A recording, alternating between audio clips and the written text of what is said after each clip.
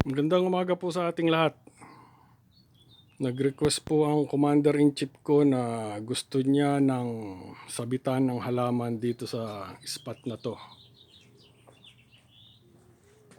Kamukha nung mga ganyan na sabitan ng halaman. At may nabili daw siyang mga planters na ganun, yung brown. At dito daw niya ilalagay. Kaya hinawan ko na po ang mga halaman na nandito dati. Ayan na po sila. Tsaka ako po ibabalik pagkatapos kong ikabit yung pinapagawa niya. Yung pong isang nakasabit dito. Ayan pa ang mark ng pinagkabitan. Inilipat ko po doon.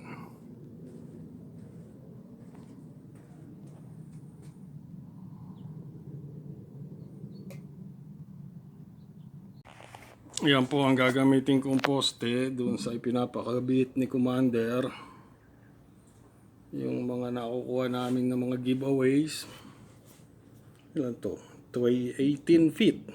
So magpuputol pa ako. 4x4, magkano yan? Baka nasa mga $100+ ang isa. 5,000 pesos yun. Hindi na ako bibili. Yan, huhugot lang ako ng isa.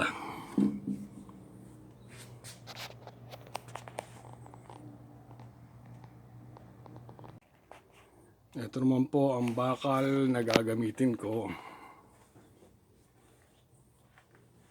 na horizontal bar. Ikakapit ko doon sa poste, nahuhugutin ko doon. As usual, giveaway, libre. Magkano yan? Siguro mga sa $35. Tinatapon lang nila.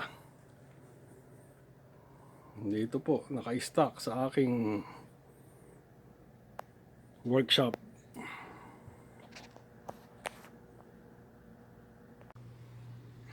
Hihilahin ko na po yung kahoy para ready na po. Ito po ay galing sa Kawang Gawa. Galing dun sa isang neighbor ko doon na retiradong pulis. Nagpalit sila ng shed sa likod ng bahay. Tinawagan ako kung gusto ko raw kasi tatapon na nila. Sabi ko, syempre magkano yan? Instead na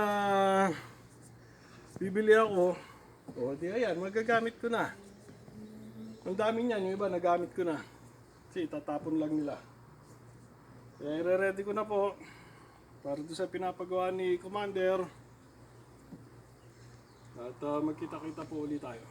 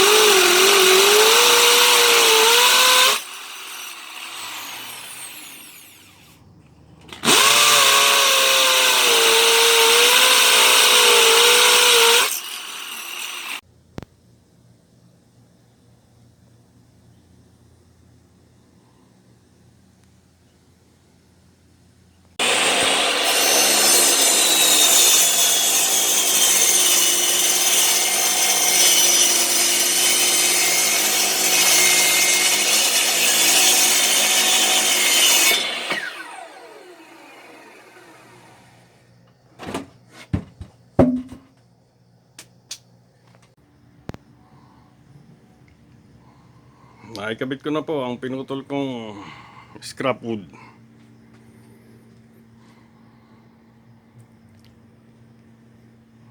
Lalagyan ko na lang po ng pagsasabitan ng halaman. Naghahanap pa ako sa tambakan ko ng bakal na isasabit dito tulad nung ganito.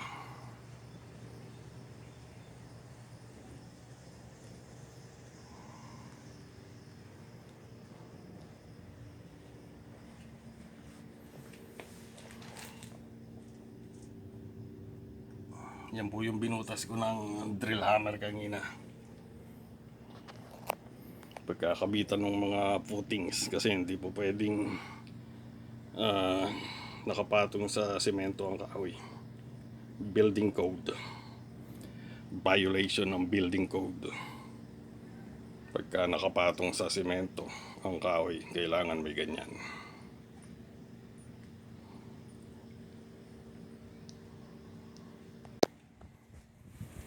Okay, madam, bonsoir.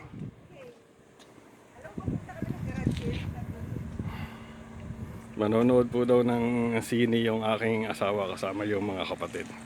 Kaya yun po, iniwan po ako dito habang nagtatrabaho dito sa pinapakabit niyang sabitan ng halaman.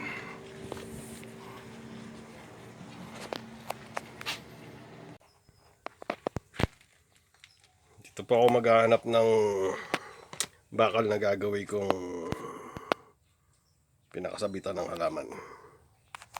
Magsusukat pa po ako kung anong eksaktong sukat at ayoko po magputol. Tinatamad ako magputol.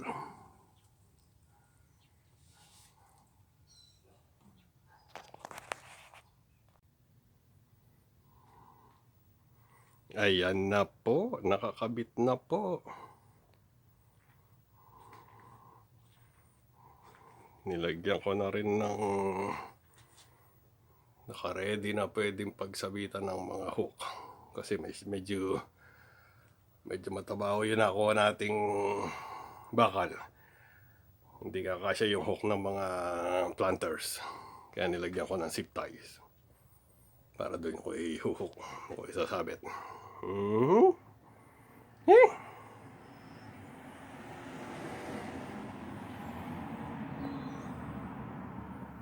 Scrap wood, scrap metal base, scrap metal pipe. Galing to sa sa bakod ng kapitbahay namin doon. Nagpalit sila ng bakod, mga puti, mga Amerikano. Tatapon na nila, kinuha ko. Ayan kinuha ko sabitan. Walang binili dyan kundi yung screw sa Lowe's. Yan. Mamahalin niyang ginamit ko na yan na screw, specialty screw. Para at least man lang merong kinastos. Malabo ang camera ko. Okay, babalikan po natin pag naiayos ko na po yung mga halaman.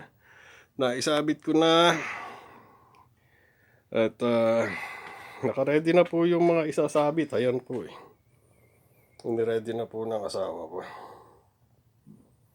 Para pagkatapos ko daw, isasabit ko na. Ayos talaga, ako pa rin pala magsasabit. Tapos, babalik po natin sa dating pwesto yan. Ayusin po natin, pagagandahin natin. So, saan kayo? Sirani ko na. Landscaper pa. Gardener pa. At, nakita nyo naman yan. May tumutubo na naman. Napakaganda. Ay. I-appreciate natin ang nature. So beautiful. Okay. Babalikan ko po kayo pagka naayos ko na po lahat. At see you.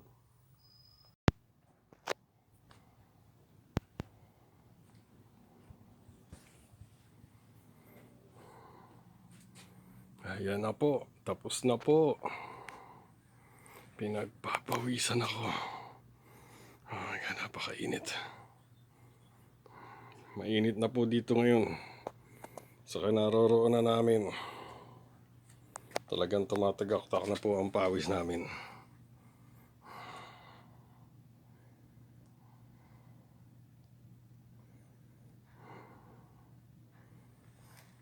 Pipintahan ko na lang po itong kahoy na idinagdag ko, kakulay. Niyang mga kahoy na yan para hindi naman masyadong kakaiba. Pero hahanapin ko pa po kung saan ko po itinabi yung leftover ko na pintura para dyan. Pansamantala po wag naman sanang pansamantagal. Habang hinahanap ko po yung pintura inayos ko na po. Ayan. Matutuwa na naman si Rosary niyan.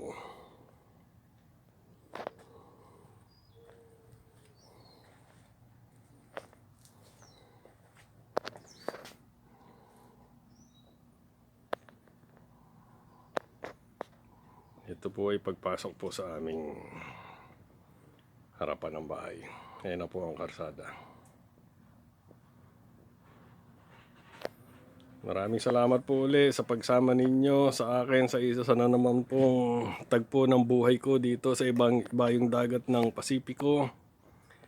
At hanggang sa muli po nating pagkikita. May bubuyog pa. May bubuyog pa. Maraming salamat po. At sana po ay safe ang lahat. At mabuhay po tayong lahat.